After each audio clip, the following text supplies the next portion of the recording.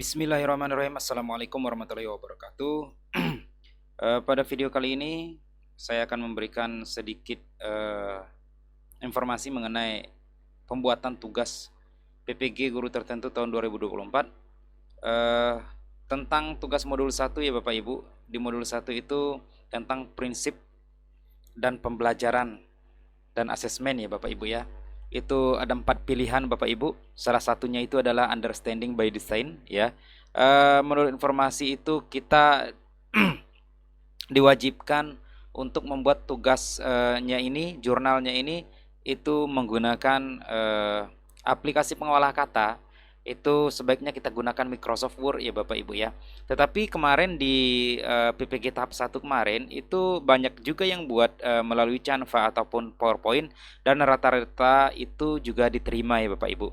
Nah, karena kali ini itu banyak sekali yang request Bapak tolong buat contoh yang di Microsoft Word seperti itu ya. Nah, kalau kita buat di Microsoft Word, ini versi yang saya buat ya Bapak Ibu. Versi yang saya buat itu mungkin setiap versinya beda-beda, karena di dalam tugas PPG itu kan yang terbaru, yang guru tertentu ini itu kan tidak ada intinya benar atau salah, berarti tidak ada format yang diberikan atau template yang diberikan oleh LPTK atau yang ada di PMM kita Bapak Ibu. Berarti itu bebas, kita mau merancangnya bentuknya seperti apa saja itu bebas ya Bapak Ibu ya, disesuaikan dengan pemahaman kita tentang modul yang kita buat.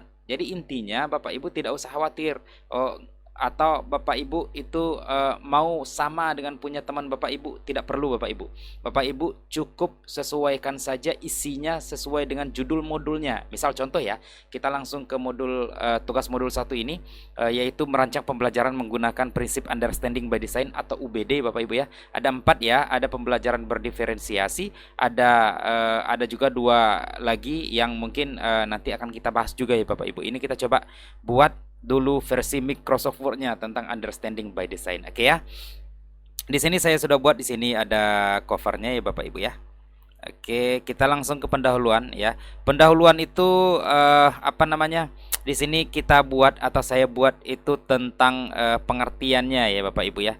Jadi pendekatan UBD merupakan salah satu sudut pandang atau perspektif dalam merencanakan dan melaksanakan proses belajar mengajar dengan memandang suatu pembelajaran adalah sebuah kiat dalam mendorong dan mencapai pemahaman peserta didik dengan metode backward design. Nah, dalam artian bahwa dalam perencanaan dan menentukan skenario pembelajaran dilalui dengan menentukan dan menetapkan hasil belajar yang ingin dicapai dan diperoleh terlebih dahulu. Jadi perlu di sini saya hanya mengingatkan kembali ya bahwa UBD itu adalah perencanaan yang menentukan hasil akhir yang kita inginkan ya Bapak Ibu ya. Kita menginginkan hasil akhir yang seperti apa, itu adalah pendekatan UBD namanya ya Bapak Ibu ya. Jadi implementasi understanding by design itu sangat diperlukan dalam proses pembelajaran. Di Indonesia, understanding by design sudah dimulai diterapkan, yaitu dalam kurikulum Merdeka. Dalam kurikulum Merdeka, guru harus membuat asesmen atau evaluasi mengenai kemampuan peserta didik sebelum merencanakan proses belajar mengajar. Hal ini menjadi acuan untuk merencanakan proses belajar mengajar, bahan ajar, bahan evaluasi maupun media pembelajaran yang akan digunakan oleh guru. Menggunakan kerangka kerja understanding by design dapat membantu memastikan bahwa kurikulum, konten, dan penilaian selaras dengan hasil spesifik dan keterampilan yang didapat ditransfer guru kepada peserta didik. Oke. Kemudian di sini saya buat lagi B Bapak Ibu ya, prinsip understanding by design ya.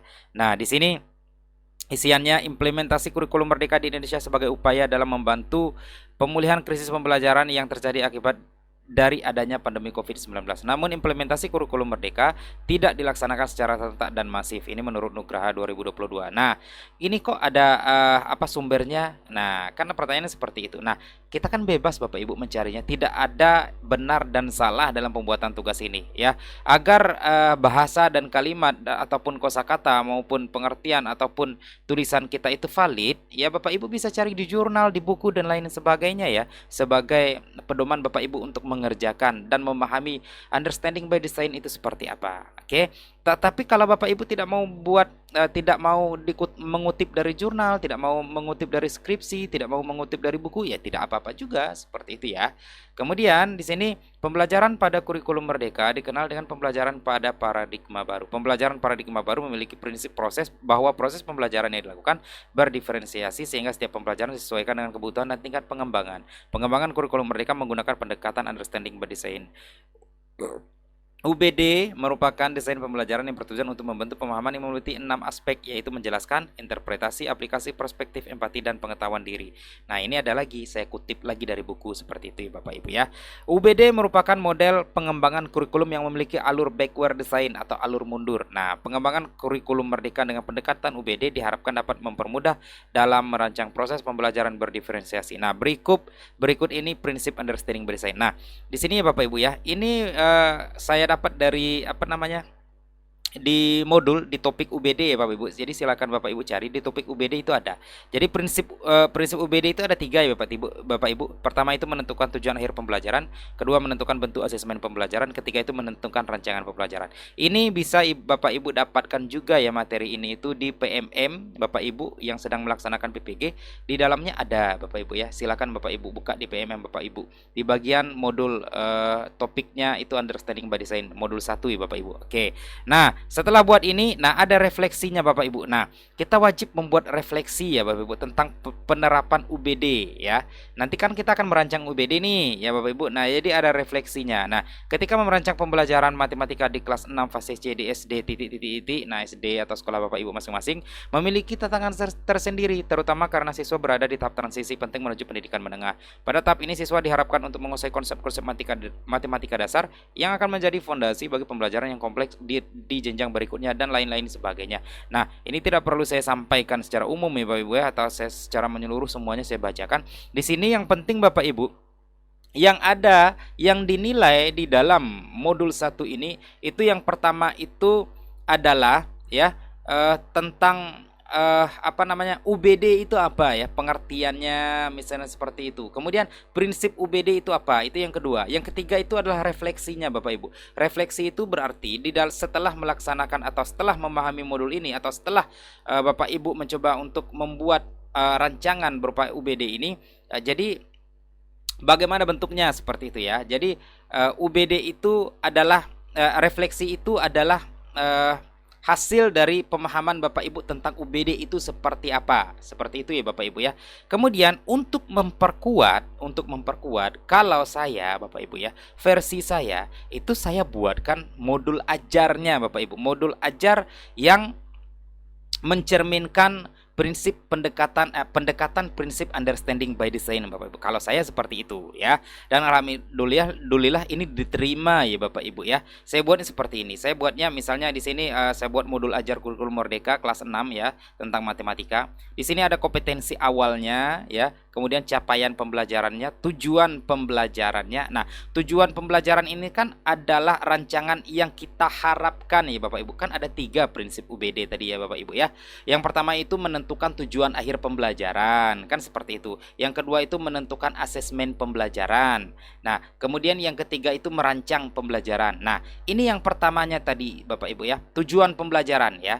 Jadi tujuan pembelajaran, jadi merancang tujuan akhir pembelajaran. Nah, inilah yang dikatakan dengan UBD itu. Ini yang dikatakan yang nomor 1 tadi Bapak Ibu ya. Melalui tayangan video, peserta didik dapat memahami perkalian pecahan dengan baik. Nih, pertanyaannya lagi, Pak Guru kok di sini ada C, di sini ada A, ini ada B, ini ada D. Nah, bingung kan Bapak Ibu? Nah, ini adalah prinsip kalau A itu ada yang namanya prinsip ABCD. Saya rasa Bapak Ibu sudah tahu semua ya. ABCD itu adalah A-nya audience, B-nya behavior, C-nya condition, D-nya degree ya. Misalnya kondisi ketika kita ingin merancang pembelajaran itu melalui video. Nah, ini kondisinya melalui tayangan video. Kemudian peserta didik itu siapa? Audiensnya ya. Kemudian behaviornya apa? Nah, materinya apa kayak gitu. Kemudian degree-nya apa? Nah, kemauan kita itu apa? Dengan baik. Nah, dengan sangat baik ya kan, dengan cukup baik, dengan baik dan benar dan lain sebagainya. Nah, ini yang dikatakan dengan A, B, C dan D. Jadi di dalam pembuatan tujuan pembelajaran, Bapak Ibu itu harus memasukkan yang A, B, C, D, Bapak Ibu. apa namanya, audience, behavior, condition, dan degree. Nah, oke, ini saya hanya mengulang saja. Mungkin Bapak Ibu juga pasti sudah paham semua. Nah, ini sudah masuk prinsip ini, prinsip UBD ini Bapak Ibu, menentukan tujuan akhir pembelajaran. Oke. Nah, kemudian di sini ada profil pelajar Pancasilanya, sarana prasarananya, targetnya, kemudian model pembelajarannya. Nah, modelnya problem based learning ya Bapak Ibu ya. Kalau model terserah Bapak Ibu, bisa semuanya kayak gitu. Pendekatannya saintifik ya. Kemudian di sini ada pertanyaan pemantiknya seperti itu. Nah, baru di sini uraian kegiatan pembelajarannya. Nah, di sini ya, kegiatan awal 10 menit, guru membuka pembelajaran dengan salam biasa ya Bapak Ibu. Dilanjutkan dengan doa, guru memberikan apresiasi dan mengingatkan peserta didik pentingnya disikap disiplin, kemudian menyanyikan lagu wajib nasional kayak gitu ya. Kemudian guru menjelaskan materi yang akan dipelajari hari ini dengan menyampaikan tujuan pembelajaran. Nah, guru memberikan soal asesmen awal pembelajaran berupa post test. Nah, ini masuk ke prinsip pembelajaran UBD yang kedua ya. Asesmen awal pembelajaran. Jadi menentukan asesmen ya. Jadi di sini itu saya menggunakan dua asesmen nih Bapak Ibu ya. Asesmen awal pembelajaran itu post test, nanti ada juga asesmen akhir pembelajaran berupa pre-test. Oke Bapak Ibu, ini mencerminkan prinsip UBD yang kedua seperti itu. Nah, kemudian baru kita buat kegiatan intinya. Nah, kegiatan inti inilah yang dinamakan dengan merancang pembelajarannya ya, rancangan pembelajaran secara seutuhnya ya. Ketika kita masuk ke materi yang berhubungan dengan sintak-sintak model pembelajaran yang kita gunakan. Misalnya, karena ini adalah sintak PBL itu kan ada 5 ya. Yang pertama itu orientasi siswa pada masalah. Nah, di sini kita jelaskan, guru menampilkan video tentang perkalian dan pecahan di depan kelas, berarti pakai video, pakai infokus lain sebagainya ya. Kemudian peserta didik menyimak video dengan penuh fokus konsentrasi, guru meminta peserta didik untuk bertanya mengenai materi yang ditayangkan, guru menjelaskan materi pelajaran hingga siswa merasa paham.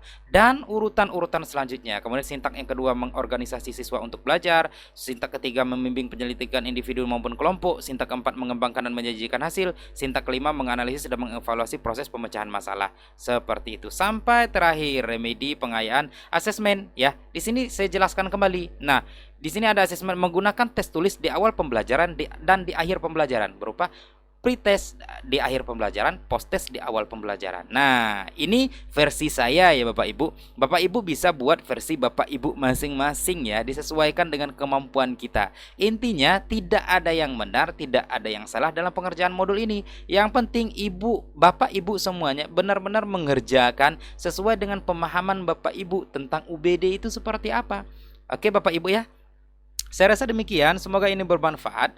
Karena hari ini sudah tanggal 28 Agustus, besok sudah tanggal 29 Agustus. Mudah-mudahan besok sudah mulai perkuliahan ya Bapak Ibu.